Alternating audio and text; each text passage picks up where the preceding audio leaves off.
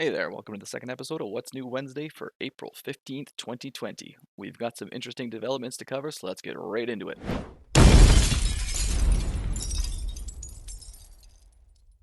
Over at CAHQ, users were left going OMG WTF after CA announced the AMA would not go through on time. That enough letters for you?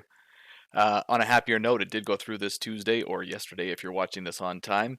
Well, most of it was completely irrelevant to us as users. We did get a few little interesting tidbits about the development process, including the fact that there's only 2 Lord packs left, although whether this includes the Grim and the Grom, we're unsure, as well as the fact that Araby is still currently not on the radar, in spite of the fact users keep asking for it.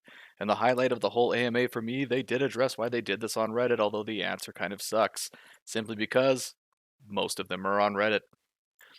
On the CIA news front, their Twitch release that basically no one had heard of was released and offered quite a lot of reveals, including a Mask of Greenkin overhaul coming up, Grim and the Grom, fixes for Norska and in general Game 1's blue skills, Ariel and Arcan getting unique skills and units, a new Nagarathi start position for a possible Beastman Lord, additional Game 1 units including the Murderworm and Celestial Hurricanum being considered, changes to campaign balance, changes to treasure mechanics, looking at possibly adding battlefield effects if they can get through the current issues with the AI, updates to Albion on the campaign map, possibly adding duels, possibly adding Boris Todbringer and the Red Duke, updating siege battles for the third game, and updating every Game 1 race before the end of Game 2.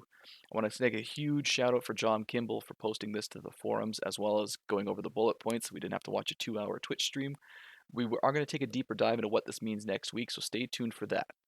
Speaking of those forums, the AMA and Twitch stream have gone a long way towards abating some of the frustration that's been present there, though there is still some lingering anger over the former's delay as well as its no upcoming content policy. This is in spite of the fact that the Three Kingdoms AMA went out on time and was completely transparent about its next DLC.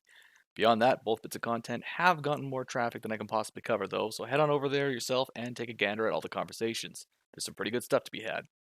On the modding front, things have slowed slightly since last week, perhaps in anticipation of the AMA, but some interesting things still did manage to make the cut, including a Swords of the Empire mod that looks utterly brilliant, and an update to the community modding framework that'll hopefully save some of the older mods we've got out there. We also did get the Burgoyne faction overhaul, which I have high hopes for, but I'm holding off because it's going to have numerous conflicts with my current load order. Anyways, that's all that's new for this week. As always, thank you for watching, and we'll see you all next time.